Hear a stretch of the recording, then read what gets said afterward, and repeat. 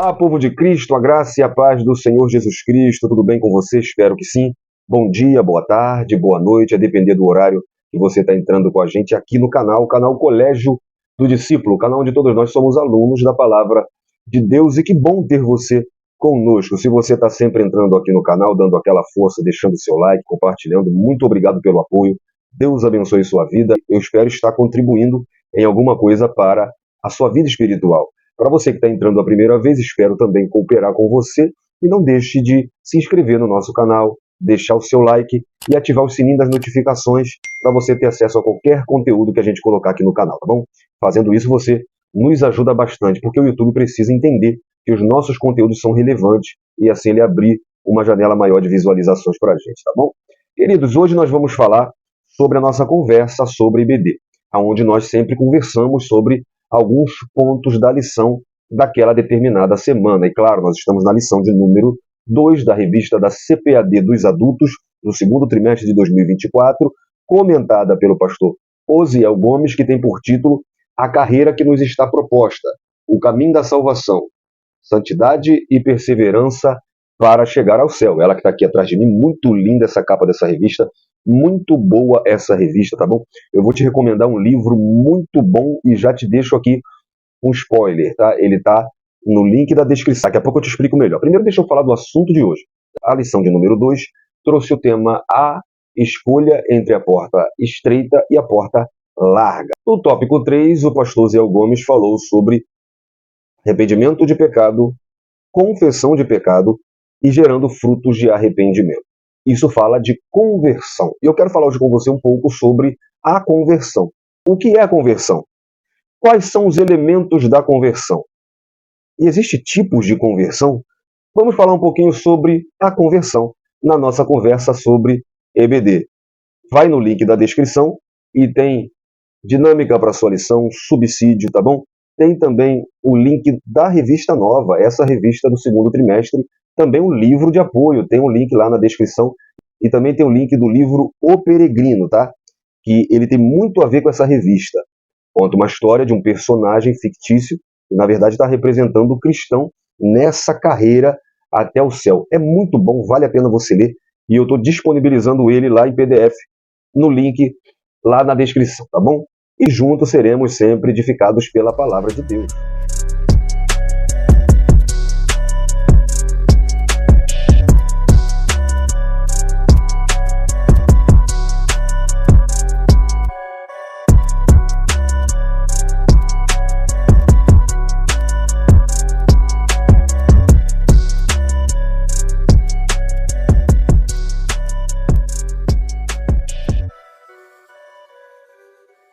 Afinal, o que é conversão?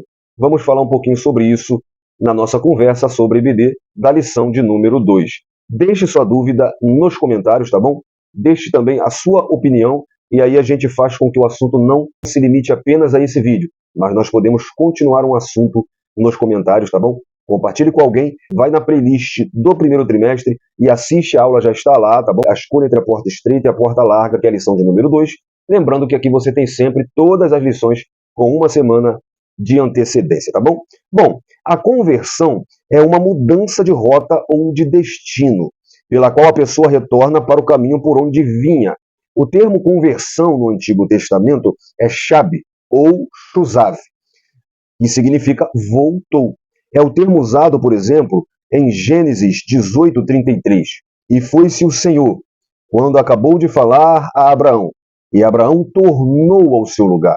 Então fala de um retorno. No grego é apóstrefo, que significa afastar-se de, dando a ideia de afastamento da morte, do pecado e do diabo, para uma vida em santidade. No campo da soteriologia, diz respeito a uma decisão de vida que o indivíduo aceita passar por uma crise de mudança que altera por completo sua maneira de ser, de pensar e de viver, assumindo então todas as implicações que a vida, segundo a doutrina de Cristo Jesus, lhe impuser. Isso é porta estreita, isso é para quem quer. A palavra conversão, então, significa volta. Aqui, ela representa uma volta espiritual. Voltar-se do pecado para Cristo. Voltar-se do pecado é chamado de arrependimento. E o voltar-se para Cristo é chamado de fé. porque um não pode ocorrer sem o outro. Eles devem ocorrer juntos quando se dá a verdadeira conversão. Estão atrelados, tá? É a fé e o arrependimento. Eu creio em Cristo, eu me volto para Cristo automaticamente, eu me arrependo dos meus pecados. Isso é conversão, tá bom? Embora a conversão seja um termo normalmente usado pelos crentes, é um tanto incomum nas escrituras, tá? Quando aparece diz respeito ao ato de voltar, como eu disse no hebraico, shuzaf. Como, por exemplo, Abraão que voltou para sua casa, eu li aqui Gênesis 18, 23, tá? No léxico, o termo no hebraico, shab, transformado para o grego apóstrofo, ocorre 579 vezes. No Novo Testamento, o termo relata a ação do filho pródigo, por exemplo, em Lucas 15, 18, quando ele diz: levantar-me-ei e irei ter com meu pai. Né? Ele está dizendo que iria retornar. Então, a palavra conversão nunca ganhou tanta importância entre os cristãos reformados por considerar o início de sua carreira cristã a partir do momento do batismo infantil. Então, os reformados, dando nome aqui aos bois, por exemplo, os presbiterianos, né? Eles não têm essa ideia de conversão como nós, pentecostal e outros segmentos evangélicos, têm, assim como a Igreja Católica também não tem, porque eles têm essa conversão a partir do batismo infantil. Tá? Isso não está de acordo com a Bíblia. Vamos ver alguns elementos da conversão?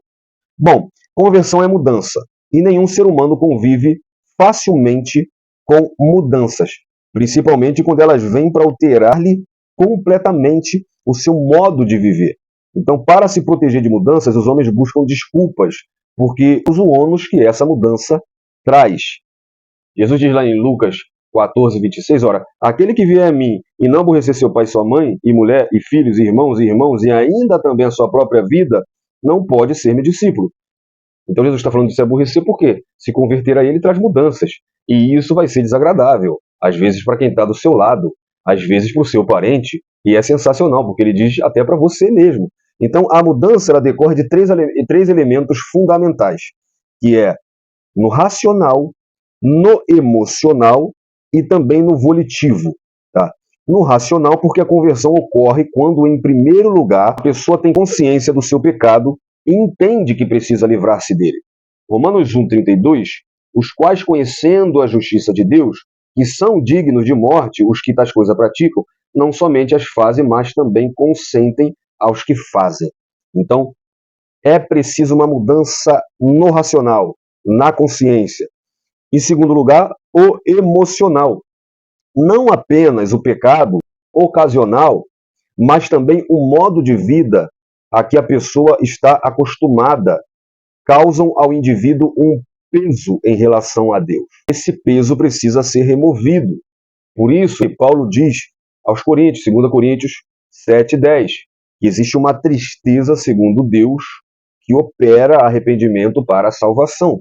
Esse sentimento pode incluir o medo da condenação e, simultaneamente, a confiança de que Deus pode alterar esse destino. E também há uma mudança no volitivo. O que isso significa? Significa que nasce dentro da pessoa a disposição para abandonar o pecado. Romanos capítulo 2, versículo 4, Paulo diz: "O despreza tuas riquezas de sua benignidade e paciência e longanimidade, ignorando que a benignidade de Deus te leva ao arrependimento."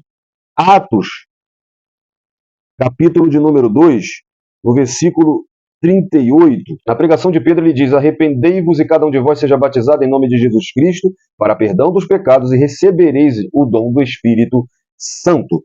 Então vamos ver, existem tipos de conversão, vários agentes cooperam para a salvação do homem. A salvação é uma iniciativa divina, ela parte do próprio Deus, porque Deus amou o mundo de tal maneira que deu o seu Filho unigênito para que todo aquele que nele crê não pereça, mas tenha vida eterna. João 3,16, a ação parte do próprio Deus. Não fosse a obra expiatória de Cristo na cruz do Calvário, ninguém desfrutaria do direito da salvação. Mas é necessário que o Espírito Santo atue para que o pecador seja convencido do pecado, da justiça e do juízo. Assim, a Trindade Divina está presente em todo o ato salvador. Entretanto, para que o pecador conheça a palavra de Deus, faz-se necessária a pregação, uma vez que a fé é concebida pela palavra pregada. Paulo diz que a fé vem por ouvir, e ouvir pela palavra, Romanos 10, 17, e no versículo 14 ele diz, como crerão se não há quem pregue? Né? Então assim, entra nesse importante circuito a figura do pregador. E por último, o pecador, que é alvo de todo esse empreendimento. A palavra de Deus dá muito valor à conversão. A alegria no céu por um pecador que se arrepende, lá em Lucas 15 a gente vê isso na parábola da ovelha, da dracma perdida e do filho pródigo. A parábola do semeador traduz grande elucidação a respeito da conversão. Nós ficamos intrigados com o elevado número de decisões que somamos todas as semanas nas igrejas e o reduzido número dos que permanecem. Na parábola do semeador, Jesus ele compara os pecadores a diferentes tipos de solos sobre os quais a semente, que é a palavra de Deus, é lançada. Essa parábola está lá em Mateus capítulo 13. Jesus fala da semente que caiu à beira do caminho. E ele explica que aquele é o que recebe a palavra, mas vem o maligno e arranca o que foi semeado. A que foi semeada entre pedregais representa o que se emociona no momento, mas por não criar raiz não suporta nenhum tipo de pressão, vindo logo a sucumbir na fé. E o terceiro, o solo, o que produz espinho, trata de pessoa que é muito ocupada e dá mais importância aos afazeres da vida do que a palavra de Deus, vindo também a desviar-se. E por último, a boa terra é aquele que compreende a palavra e dá fruto. E Lucas, falando dessa parábola, ele diz no capítulo 8, versículo 15, que essa boa terra são os que receberam a palavra e conservaram num coração honesto e bom. Esse é o tipo do bom solo. Agora existe a propaganda enganosa. Não é errado pregar sobre os problemas da vida e convidar as pessoas a aceitarem a Cristo, apresentando-lhes concomitantemente a promessa de solução para tais problemas. Jesus salvou a muitos que vieram a ele em busca de cura, de libertação ou de solução para suas necessidades. O que não podemos é ater-nos aos assuntos dessa vida, prometendo alívio, solução para problemas da vida, em vez de falar acerca da salvação da alma, conduzindo o pecador a uma mudança em Cristo. Então isso é uma propaganda enganosa. Segundo lugar, as conversões momentâneas.